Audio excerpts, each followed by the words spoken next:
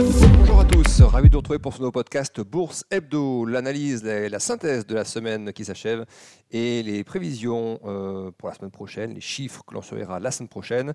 Ça commence tout de suite dans ce podcast Bourse Hebdo. La semaine qui s'achève a été marquée par de très nombreuses déclarations de membres de banques centrales, beaucoup de membres de la Fed, quelques membres de la BCE. Une semaine marquée aussi par des fortes hausses sur les actifs type Bitcoin notamment, on va en parler un petit peu, et puis des statistiques d'inflation aux États-Unis et quelques chiffres macro également du côté des États-Unis. Donc on va déjà commencer par les déclarations en fait, qui ont été vraiment le marqueur de toute cette semaine sur les marchés financiers, de très nombreuses déclarations de membres de la Fed et avec une composante commune qui est que la plupart, pour ne pas dire 80% de ces déclarations, que ce soit celles de Barkin, de Bostic, de Williams, de Bowman également ou Schmid encore, eh bien toutes ces déclarations montrent qu'il n'y a pas d'empressement à baisser les taux du côté de la Fed. Il faut encore avoir des données supplémentaires pour confirmer que l'inflation se dirige bien et converge bien vers l'objectif des 2%. Et par exemple, des déclarations comme celle de Michel Bowman qui indique que si on baissait les taux trop tôt, si les taux étaient baissés trop tôt, eh bien le risque, c'est de devoir les remonter plus tard. D'autres membres comme Williams, par exemple, expliquent que la résilience de l'économie est absolument remarquable, que c'est un cycle qui est absolument hors norme par rapport à ce qu'on a vu précédemment et que donc il est plutôt favorable à une baisse des taux plus tard dans l'année. Et donc plus tard dans l'année, c'est plutôt, ça ressemble à une déclaration qui va plutôt dans le sens d'une baisse plutôt second semestre ou vraiment peut-être toute fin du premier semestre. Vous voyez, ça ne donne pas l'imminence, pas de sens d'urgence à baisser les taux tout de suite. Et d'autres membres comme Schmid, par exemple, qui est un peu moins connu comme speaker de la Fed, mais lui qui parle carrément d'éléments un peu fondamentaux sur le rôle ou voire les déséquilibres que pourrait créer la Fed. Lui explique que pour lui, il n'y a pas de raison de ralentir l'ajustement du bilan, qu'en gros, plus rapidement l'ajustement du bilan se fait, mieux c'est, parce qu'il dit que la Fed pourrait créer des distorsions entre le rapport des actifs et leur prix.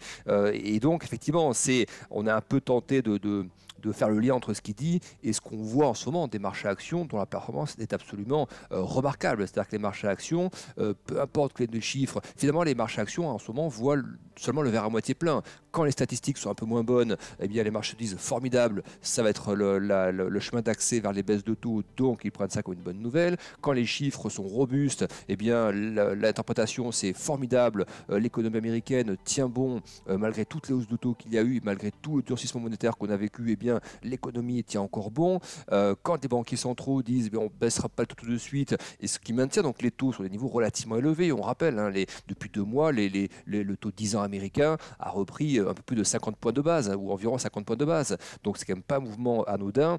On voit même que les anticipations, ça c'est aussi remarquable, les anticipations de baisse de taux de la part du marché qu'on mesure via les mouvements sur les futurs, sur les Fed Funds, donc c'est un instrument financier qui permet de voir ce que pense le marché du niveau des taux sur un horizon moyen terme. C'est des futurs, donc des contrats à terme qui anticipent donc l'évolution des Fed Funds, donc des taux de la Fed sur un horizon de plusieurs mois. Eh bien, les futurs Fed Funds désormais ne price que 3 baisses de taux cette année du côté de la Fed. Et ça converge désormais complètement avec les anticipations même de la Fed, mais ces anticipations que la Fed avait fait dans ses projections en décembre. On a beaucoup parlé de ça. En décembre, la Fed a dit, en gros, la vue moyenne des membres du FOMC, c'est 3 baisses de taux en 2024. Mais sauf qu'à l'époque, en décembre, le marché, lui, anticipait encore 6 baisses de taux en 2024. Et 2 mois après, donc à peu près 2 mois et demi après, désormais, ces futurs Fed Funds ne pricent plus que 3 baisses de taux. Donc vous voyez, on voit que tous ces discours de membres de la Fed ont une empreinte sur les anticipations de baisse de taux de la part du marché, mais d'une partie du marché, le marché action, lui, finalement, est resté totalement insensible à cette question des dégradations finalement des anticipations de baisse de taux. Et c'est d'ailleurs ça, ces dégradations concernant les anticipations de baisse de taux qui ont fait que les taux ont rebondi, que les taux 10 ans, les taux longs, les taux courts américains ont rebondi. Des rebonds qu'on a vu également, des rebonds similaires sur les taux européens, parce que du côté de la BCE, les discours sont à peu près les mêmes. Pas d'urgence à baisser les taux, l'inflation dans les services est toujours persistante et on attribue surtout le ralentissement de l'inflation à l'inflation dans les biens. Ça, c'est un message qui ressort de part et d'autre de l'Atlantique. En gros, une grosse partie de l'amélioration de l'inflation s'est faite parce que l'inflation sur les biens bien, l'inflation sur l'énergie, etc., a largement ralenti, mais tous continuent de dire que l'inflation dans les services, notamment sur la partie logement, reste collante. Et donc, on voit que ces différents propos des membres de Banque centrale, aussi bien Fed que BCE, ont eu des conséquences sur le marché obligataire. Les taux se sont redressés, les taux 10 ans, les taux 20 ans, etc. Ça a eu également des conséquences un peu sur le marché des changes. On a eu le dollar se raffermir un petit peu depuis 2 mois, même si ce n'est pas des mouvements dramatiques, c'est quand même un raffermissement. Et puis finalement, le seul marché, la seule composante de marché qui parvient à tout encaisser comme si finalement c'était une bonne nouvelle que les baisses de taux n'arrivent pas tout de suite, c'est le marché action. Alors on peut dire qu'effectivement c'est lié aux bons résultats de certaines entreprises, notamment dans la tech américaine, et effectivement ça c'était un énorme booster, un driver de sentiments sur les marchés, mais encore une fois, il semble que le marché aujourd'hui est vraiment focus sur le verre à moitié plein. Et le verre à moitié vide, c'est un peu tout ce qu'on ne voit pas ou qu'on voit assez peu pour l'instant. Mais ne pas oublier que les hausses de taux que la Fed a mises en place, on a vu l'effet sur le marché immobilier. Ça a été un effet assez sec en termes de volume de transactions, vente de logements neufs, vente de logements anciens, permis de construire, dynamique dynamique du marché du crédit hypothécaire, par exemple, avec des taux d'emprunt qui sont montés à des niveaux de plus de 7% sur les taux à 30 ans notamment. Donc, et d'ailleurs, on voit depuis quelques semaines à nouveau, vu que les banquiers centraux côté Fed notamment repoussent l'imminence d'une baisse de taux, on a vu que les taux également, le redressement des taux obligataires a eu des conséquences sur les taux de crédit immobilier aux États-Unis, et ces taux se sont redressés. Et donc oui, ça c'est la partie que le marché actuellement choisit un peu d'ignorer. On voit d'ailleurs que cette pression aussi sur les conditions financières et ces taux sont relativement élevés, ça fait peser un stress sur le marché de l'immobilier commercial, et les banques qui sont les plus exposées à cet immobilier commercial, notamment aux États-Unis, c'est beaucoup de banques régionales. Et c'est pareil, on a vu depuis quelques semaines, on voit que c'est un petit peu délicat sur ce segment de marché des banques régionales. Cette semaine, encore une alerte avec une banque qui n'est pas forcément très connue, qui s'appelle la New York Community Bank Corp. Donc c'est une banque régionale, ça pèse à peu près 4 milliards en bourse, ce qui n'est pas énorme pour une banque américaine, ce qui est même petit comme taille de marché. Mais pour autant, c'est cette banque qui avait commencé à ramener un peu de stress en abaissant son niveau de dividende il y a quelques temps, et qui avait entraîné finalement dans la foulée une correction du secteur des banques régionales aux États-Unis en bourse d'à peu près 16% en l'espace d'à peu près 4-5 semaines, vous voyez. Et ça, si vous voulez, c'est des choses qui passent un peu sous les radars des très gros indices, parce qu'on parle de large cap, soit des très grosses banques très capitalisées, type JP Morgan, Goldman ou autres, effectivement, qui ne sont pas concernés par ces turbulences-là, mais on voit quand même que les hausses de taux et le côté restrictif de la politique monétaire a quand même des conséquences qu'on ne voit pas encore trop pour l'instant, mais qui sont quand même un peu présentes en sous-couche, si vous voulez, en toile de fond. On a aussi parlé dans les précédents podcasts d'une dégradation de tout ce qui est, alors non pas de la solvabilité, c'est un bien grand mot, mais on avait vu le pourcentage par exemple de défauts sur les cartes de non-remboursement dépassant les 90 jours sur les cartes de crédit par exemple aux États-Unis, qui s'étaient sérieusement redressés au quatrième trimestre, avec aussi des mouvements sur les prêts auto par exemple. Oui, donc ça c'est évidemment lié à ce durcissement de conditions financières, aux encours de crédit qui avaient beaucoup grimpé sur les cartes de crédit justement dans la période un peu euphorique post-Covid notamment, et une fois que l'épargne excessive avait été largement consommée par les ménages américains, et ils avaient donc tapé en parallèle sur leurs cartes de crédit. Et on commence à voir du coup là, depuis quelques mois une dégradation des ratios, si vous voulez, avec une augmentation du nombre d'impayés. Donc je ne dis pas qu'il faut paniquer par rapport à ça, simplement l'interprétation des marchés en général et des gros indices américains, notamment large cap, donc des grosses capitalisations, pour l'instant fait abstraction de ça. C'est-à-dire estime que ça ne vaut même pas une petite phase de consolidation, parce qu'en gros les résultats des large cap tiennent bon, et que finalement c'est pas trop un souci d'avoir des taux dans une fourchette actuellement, des taux directeurs 5,25, 5,50 qui est la fourchette de taux de la Fed actuellement. Donc c'est ça qui, moi je trouve, est un peu complaisant en ce moment, c'est qu'on sait qu'en plus les multiples de valorisation, c'est plus de 20 fois les bénéfices, le S&P 500 se paie 20 fois les bénéfices anticipés à 12 mois, donc c'est un ratio court-bénéfice qui est quand même relativement élevé. Et malgré tout, les indices continuent de grimper, si vous voulez, et sont assez peu sensibles finalement à des choses qui auraient normalement le pouvoir en temps normal de les faire un peu retracer. Typiquement, l'ajustement des prévisions sur les baisses de taux. Moins de baisses de taux prévues, ça doit normalement influencer un petit peu le comportement des investisseurs en termes d'appétit pour les actifs risqués. Les différents discours des membres de la Fed en ce moment, là aussi, d'un côté, oui, il salue la remarquable résilience de l'économie américaine, mais c'est cette même résilience qui finalement pousse les taux à rester plus haut plus longtemps. Le fameux higher for longer, hein, cette phrase longtemps répétée par les banquiers centraux, côté Fed notamment, eh bien, plus évidemment l'économie américaine montre des signes de résilience, moins on va baisser les taux. Et sauf qu'en ne les baissant pas, eh bien, ce qu'on disait tout à l'heure, il y a des pans de l'activité économique, des secteurs qui, eux, souffrent un peu en silence, j'ai envie de dire, qu'on ne voit pas encore dans les radars, mais qui pour autant sont des facteurs de risque qui commencent à se manifester un petit peu. Et donc voilà, c'est là que je suis un peu gêné par l'absence de volatilité sur les marchés américains. On est à nouveau sur des niveaux de 13 de volatilité, ce qui est extrêmement faible. Il y avait quelques jours un petit pic de vol très, très court à 18, mais dans un contexte comme celui-ci, moi je considère qu'on aurait plutôt une volatilité entre 15 et 20 plutôt qu'une volatilité entre 10 et 15. Parce que, encore une fois, on est dans un environnement de politique monétaire toujours restrictive, aussi bien en Europe qu'aux États-Unis. Et finalement, les marchés actions arrivent à très bien composer avec ça, ce qui peut paraître un petit peu surprenant en termes de résilience, en termes d'appétit pour le risque. Et si on regarde un peu du côté européen, cette semaine, on a une déclaration d'un membre de la Banque d'Autriche, donc membre de la BCE. On sait que c'est un faucon, hein, mais donc c'est-à-dire quelqu'un qui habituellement est plutôt favorable à des politiques pas forcément trop accommodantes. Et il a donné des précisions, lui, en tout cas c'est son point de vue à lui, hein, c'est pas forcément le consensus au sein du Conseil des gouverneurs, mais lui a dit qu'il estimait que historiquement, enfin il faisait un constat que historiquement la BCE n'avait jamais baissé les taux avant la Fed et qu'il ne voyait pas pourquoi ce serait différent cette fois-ci. Or, si on écoute bien les membres de la Fed, normalement, il n'y a pas de baisse de taux avant au moins juin, juillet. Hein. Donc ça veut dire que la première baisse de taux de la BCE, si on suit les propos de ce membre de la BCE, ça n'interviendra donc pas avant au mieux la fin du deuxième trimestre, et sinon début du troisième trimestre. Et il y a même cet après-midi, là, donc là, on est vendredi, il est à peu près 17h au moment où j'enregistre ce podcast, on a un membre de la Fed qui s'appelle Barkin, et lui, il dit carrément... je ne sais pas si nous verrons en gros des baisses de taux cette année. Il dit, oui, donc il va un peu plus loin dans le fait de repousser le sentiment, de repousser les anticipations de baisse de taux. Lui dit carrément, je ne suis pas certain qu'on aura des baisses de taux cette année. En gros, c'est les données économiques qui vont nous driver, etc.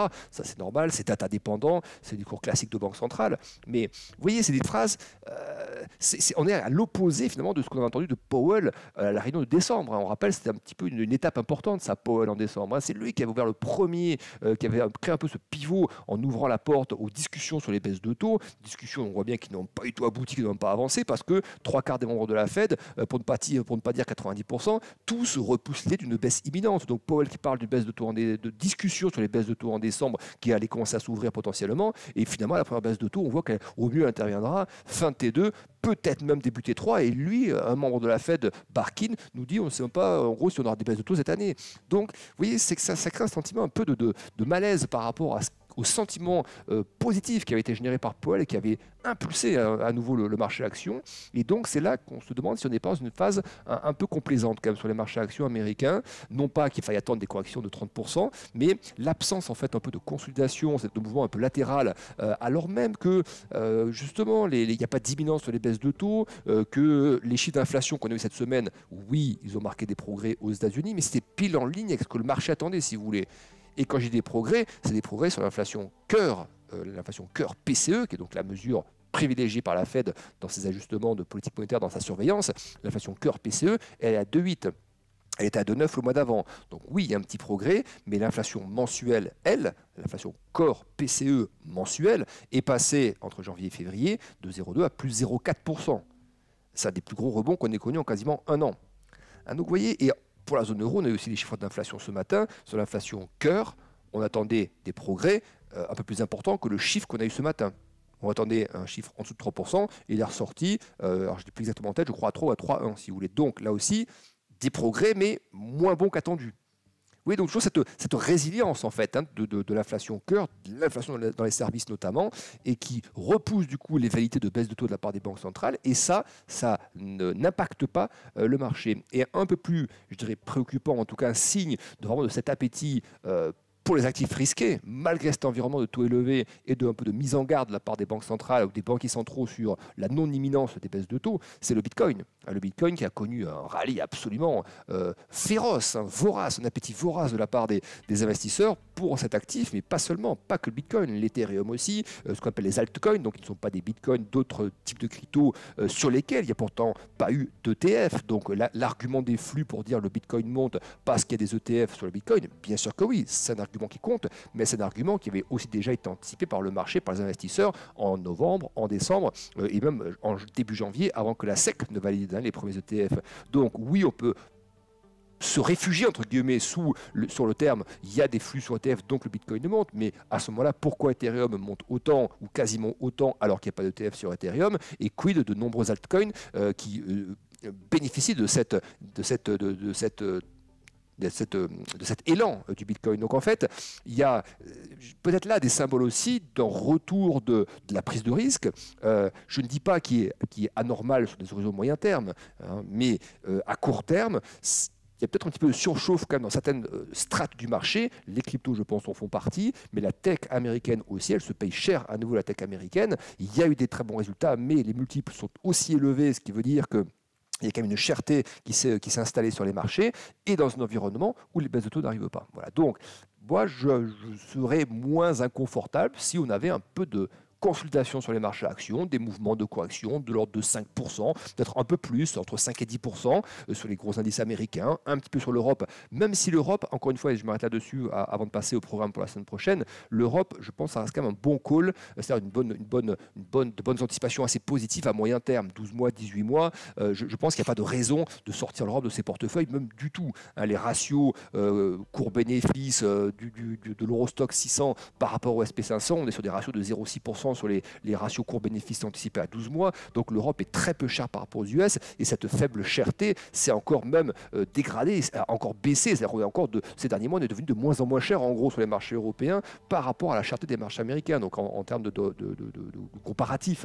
Donc avec un euro qui n'est pas très élevé, ça rend les actions européennes, même si la croissance est un peu molle, mais il n'y a quand même pas de récession non plus, même si l'Allemagne n'est pas terrible, d'autres pays se comportent quand même mieux en zone euro, plus les baisses de taux qui n'arrivent pas pour l'instant, mais qui vont arriver très probablement d'ici 3 ou 4 mois pour la zone euro. Effectivement, ça reste quand même, je pense, une bonne zone d'investissement sur les actions européennes. Mais ce n'est pas parce qu'on pense que sur des horizons de 8 mois, 12 mois ou 18, ça vaut le coup de rester sur l'Europe qu'on n'appelle quand même pas un peu de consolidation qui arriverait par les marchés américains. Et si effectivement ces marchés américains venaient à consolider un petit peu dans des ranges ou dans des canaux d'une amplitude de 5 à 10%, normalement l'Europe, un peu par mimétisme, devrait elle aussi contribuer un petit peu à ça ou participer un petit peu à ça. Donc voilà, moi je trouverais plus sain, clairement, qu'il y ait un petit peu de consolidation en ce moment. Et on a comme ça quelques petits signaux de certaines classes d'actifs qui sont très recherchés en termes par les investisseurs, mais peut-être un peu trop par rapport à ce qu'elles devraient être dans un environnement de taux et d'inflation qui est celui que l'on connaît toujours actuellement. Pour terminer en quelques secondes, le programme de la semaine prochaine, donc début de semaine très calme, juste les chiffres d'inflation en Suisse. Mardi, on aura des chiffres de production industrielle pour la France. On aura, ça c'est un gros rendez-vous, l'indice d'activité dans les services aux États-Unis. Là où se trouve justement le plus gros de l'inflation, c'est l'ISM service qu'on surveillera avec beaucoup d'attention, que la Fed surveillera aussi. Mercredi, les premières données sur l'emploi qui commencent à arriver, le chiffre ADP des créations d'emplois, on aura le chiffre JOLTS des emplois vacants également. On aura également un discours de Powell, vous savez, c'est cette fameuse intervention devant une des commissions je crois du Sénat, enfin une des commissions du Congrès en tout cas. C'est ce qui se passe sur 2 jours, donc une partie mercredi et une autre partie jeudi. Donc de mémoire, c'est 2 fois par an que ces interventions ont lieu. Donc ça, ce sera intéressant. C'est la première fois depuis quelques temps qu'on n'a pas entendu Jérôme Powell. Donc ça sera vraiment intéressant de voir justement, par rapport à toutes ces déclarations de ses collègues de la Fed, qu'est-ce que lui pense de la situation actuelle? Est-ce qu'il pense qu'effectivement, il faut un petit peu refroidir le marché, qu'il faut un peu renvoyer certains messages parce que peut-être qu'il était un peu trop souple en décembre dernier, que ça peut-être créé un sentiment un peu trop euphorique sur la prise de risque et l'appétit pour les actifs risqués. Donc, très intéressant de le suivre, surtout au moment où des données sur l'emploi vont commencer à revenir. ADP, Jolts, et puis fin de semaine prochaine, donc vendredi, ce sera le rapport sur l'emploi, donc très très surveillé évidemment par rapport aux composantes de salaire notamment, par rapport aux composantes taux de chômage, création d'emploi, voilà, parce qu'on sait que tant que le marché de l'emploi américain est tendu, eh bien, ça maintient la progression des salaires. On rappelle, c'est 4,5% la progression des salaires en rythme annuel aux États-Unis, et ça avait un petit peu accéléré depuis 2 mois. Donc, ça, il faudra le surveiller avec attention la semaine prochaine, parce que ça, c'est un vecteur pas d'accélération de l'inflation, mais plutôt un facteur qui freine le retour de l'inflation à 2%. Et donc, il freine aussi les baisses de taux à venir. Jeudi, donc, ce sera la réunion de la BCE. évidemment moment important. On aura également les commandes industrielles en Allemagne qu'on surveillera. Et puis donc je vous le disais à l'instant, des chiffres du rapport sur l'emploi aux États-Unis vendredi prochain. Très très bon week-end à tous et rendez-vous la semaine prochaine pour un nouveau podcast. Au revoir.